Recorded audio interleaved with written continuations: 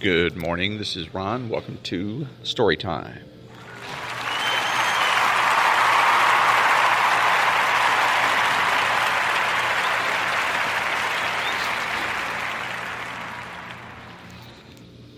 It is February 10th, Friday, and it is 6:23 a.m., and we're recording this on location at Lovebirds Cafe and Bakery in Pasadena on Colorado Boulevard. And today's selection is going to be Chapter 6 of the book, The Virtue of Selfishness. And from the back cover, it reads, The Virtue of Selfishness. Ayn Rand here sets forth the moral principles of objectivism, the philosophy that holds that man's life, life proper to a rational being, as the standard of moral values, and regards altruism as incompatible with man's nature, with the creative requirements of his survival, and with a free society. Ayn Rand wrote Atlas Shrugged, philosophically the most challenging bestseller of its time. Her first novel, We the Living, was published in 1936. With the publication of The Fountainhead in 1943, she achieved a spectacular and enduring success. Ms. Rand's unique philosophy, objectivism, has gained a worldwide audience. The fundamentals of her philosophy are set forth in 4 non-fiction books: Introduction to Objectivist Epistemology, For the New Intellectual, The Virtue of Selfishness, and Capitalism, the Unknown Ideal. The magnificent statement of her artistic credo, The Romantic Manifesto, is also available in a Signet edition. And again, one of the books that they didn't list was titled Philosophy, Who Needs It? And also, where it reads here, Ms. Rand's unique philosophy, objectivism, has gained a worldwide audience. I would like to make note that when Ms. Rand created a philosophy, particularly objectivism, she ceased at that moment to be objective. And there is, by the way, no such thing as Ayn Rand's philosophy, Descartes' philosophy. Philosophy comes from the Greek, and it means love of wisdom. So it really comes down to philosophical theory and whether or not those philosophical theories are correct. In any case, on to Chapter 6, and it is written by Nathaniel Branden, who used to be an associate of Ayn Rand. And it's called The Psychology of Pleasure. Pleasure for man is not a luxury, but a profound psychological need. Pleasure, in the widest sense of the term, is a metaphysical concomitant of life, the reward and consequence of successful action, just as pain is the insignia of failure, destruction, death. Through the state of enjoyment, man experiences the value of life, the sense that life is worth living, worth struggling to maintain. In order to live, man must act to achieve values. Pleasure or enjoyment is at once an emotional payment for successful action and an incentive to continue acting. Further, because of the metaphysical meaning of pleasure to man, the state of enjoyment gives him a direct experience of his own efficacy, of his competence to deal with the facts of reality, to achieve his values, to live. Implicitly contained in the experience of pleasure is the feeling, I am in control of my existence. Just as implicitly contained in the experience of pain is the feeling, I am helpless. As pleasure emotionally entails a sense of efficacy, so pain emotionally entails a sense of impotence. Thus, in letting man experience in his own person the sense that life is a value and that he is a value, pleasure serves as the emotional fuel of man's existence. Just as the pleasure-pain mechanism of a man's body works as a barometer of health or injury, so the pleasure-pain mechanism of his consciousness works on the same principle, acting as a barometer of what is for him or against him, what is beneficial to his life or inimical. But man is a being of volitional consciousness. He has no innate ideas, no automatic or infallible knowledge of what his survival depends on. He must choose the values that are to guide his actions and set his goals.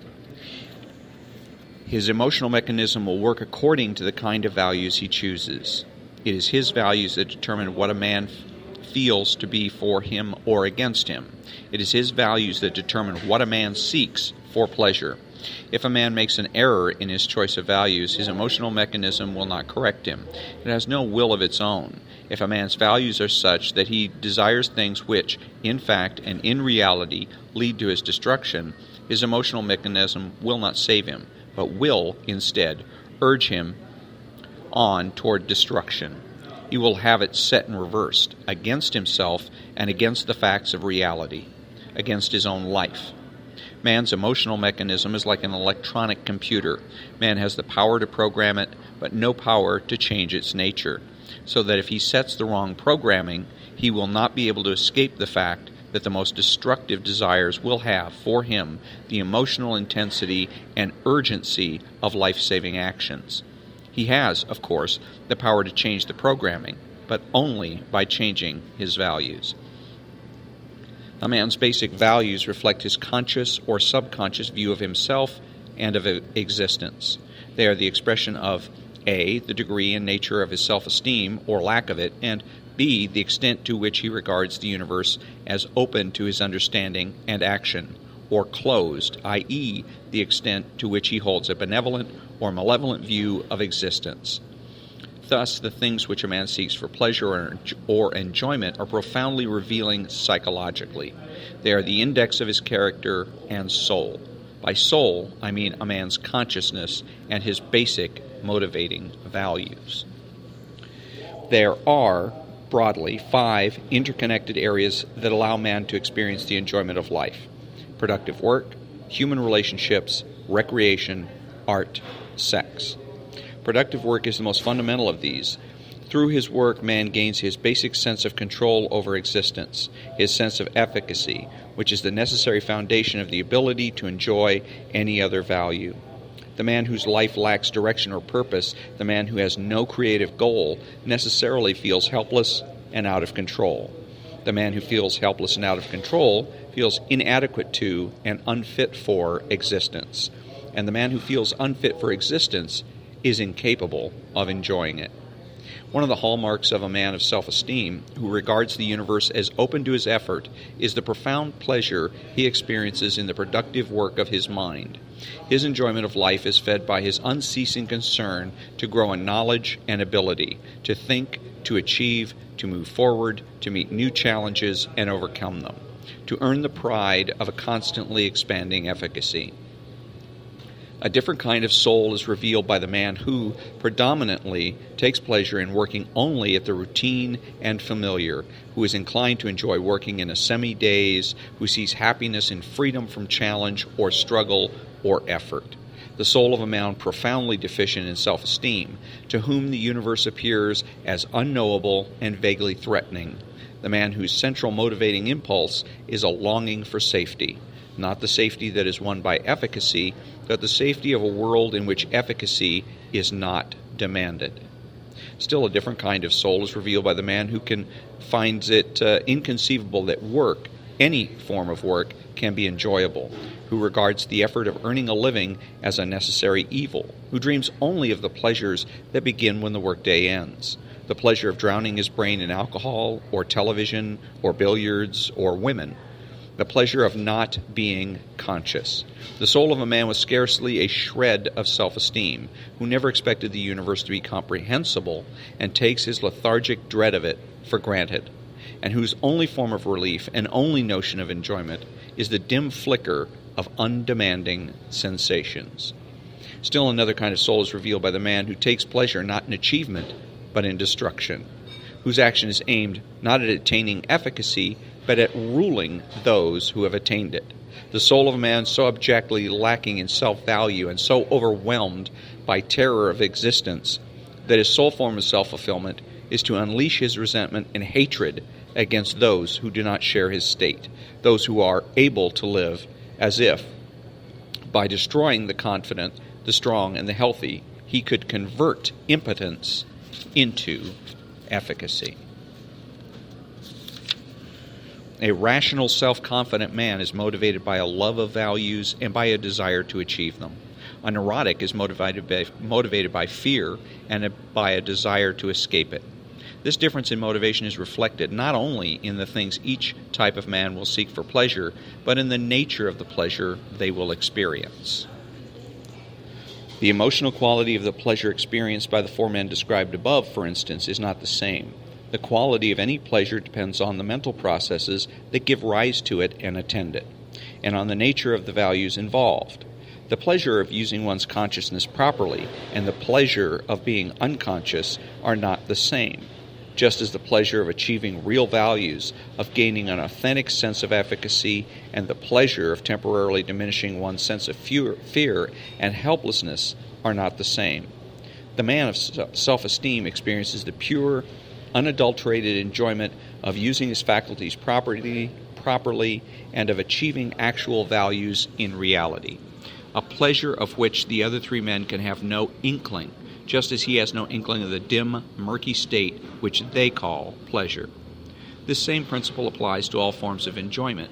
Thus, in the realm of human relationships, a different form of pleasure is experienced, a different sort of motivation is involved, and a different kind of character is revealed. By the man who seeks for enjoyment the company of human beings of intelligence, integrity, and self-esteem, who share his exacting standards, and by the man who is able to enjoy himself only with human beings who have no standards whatever, and with whom, therefore, he feels free to be himself, or by the man who finds pleasure only in the company of people he despises, to whom he can compare himself favorably, or by the man who finds pleasure only among people he can deceive and manipulate, from whom he derives the lowest neurotic substitute for a sense of genuine efficacy, a sense of power. For the rational, psychologically healthy man, the desire for pleasure is the desire to celebrate his control over reality. For the neurotic, the desire for pleasure is the desire to escape from reality. Now consider the sphere of recreation. For instance, a party. A rational man enjoys a party as an emotional reward for achievement, and he can enjoy it only if, in fact, it involves activities that are enjoyable, such as seeing people whom he likes, meeting new people whom he finds interesting, engaging in conversations in which something worth saying and hearing is being said and heard. But a neurotic can enjoy a party for reasons unrelated to the real activities taking place. He may hate or despise or fear all the people present. He may act like a noisy fool and feel secretly ashamed of it, but he will feel that he is enjoying it all, because people are emitting the vibrations of approval, or because it is a social distinction to have been invited to this party, or because other people appear to be gay, or because the party has spared him, for the length of an evening, the terror of being alone. The pleasure of being drunk is obviously the pleasure of escaping from the responsibility of consciousness, and so are the kind of social gatherings held for no other purpose than the expression of hysterical chaos, where the guests wander around in an alcoholic stupor, prattling noisily and senselessly, and enjoying the illusion of a universe where one is not burdened with purpose, logic, reality, or awareness. Observe in this connection the modern beatniks, for instance, their manner of dancing.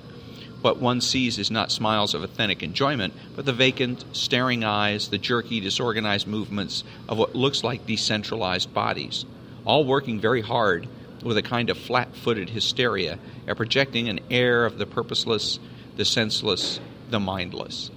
This is the pleasure of unconsciousness.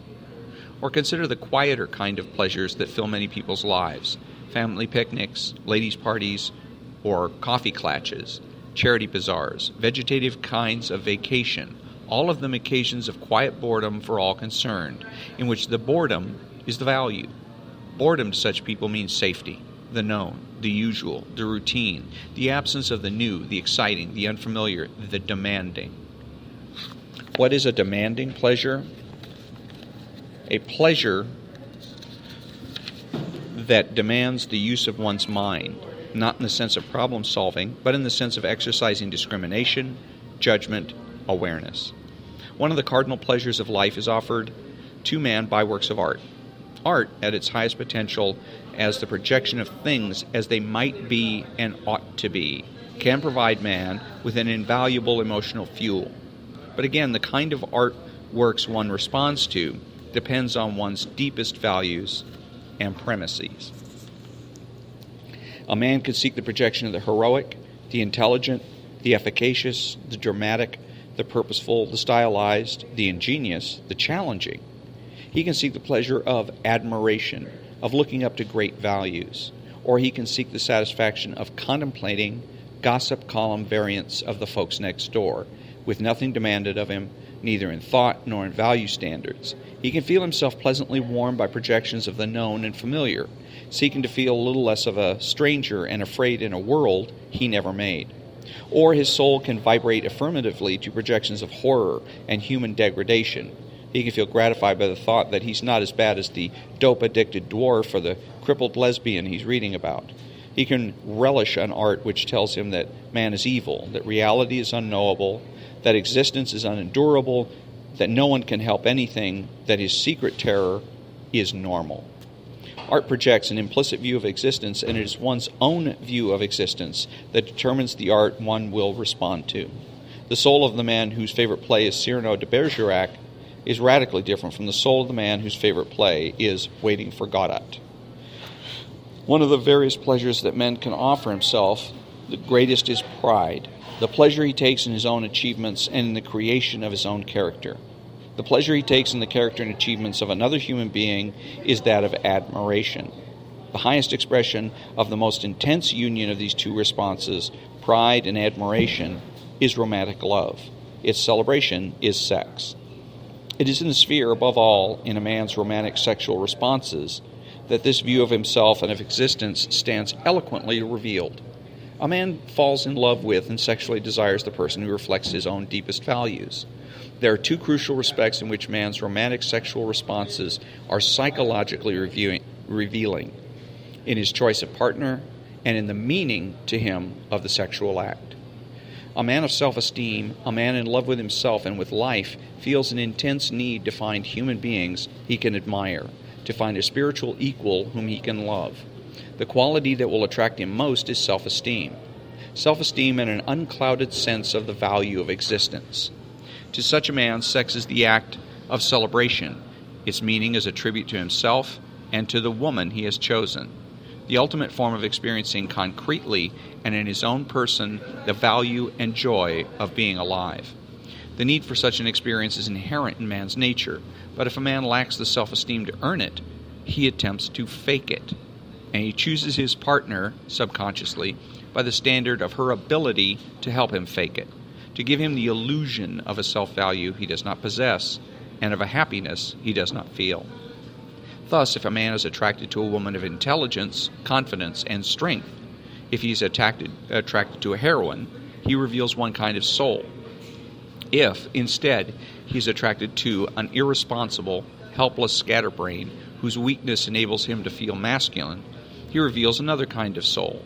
If he's attracted to a frightened slut whose lack of judgment and standards allows him to feel free of reproach, he reveals another kind of soul. The same principle, of course, applies to a woman's romantic sexual choices. The sexual act has a different meaning for the person whose desire is fed by pride and admiration, to whom the pleasurable self-experience it affords is an end in itself, and for the person who seeks in sex the proof of masculinity or femininity, or the amelioration of despair, or a defense against anxiety, or an escape from boredom. Paradoxically, it is the so-called pleasure chasers, the men who seemingly live for nothing but the sensation of the moment, who are concerned only with having a good time, who are psychologically incapable of enjoying pleasure as an end in itself. The neurotic pleasure chaser imagines that by going through the motions of a celebration, he will be able to make himself feel that he has something to celebrate. One of the hallmarks of the man who lacks self-esteem, and the real punishment for his moral and psychological default, is the fact that all his pleasures are pleasures of escape from the two pursuers whom he has betrayed and for whom there is no escape: reality and his own mind. Since the function of pleasure is to afford man a sense of his own efficacy, the neurotic is caught in a deadly conflict. He's compelled, by his nature as man, to feel a desperate need for pleasure, as a confirmation and expression of his control over reality. But he can find pleasure only in an escape from reality. That is the reason why his pleasures do not work. why they bring him not a sense of pride, fulfillment, inspiration, but a sense of guilt, frustration, hopelessness, shame. The effect of pleasure on a man of self-esteem is that of a reward and a confirmation.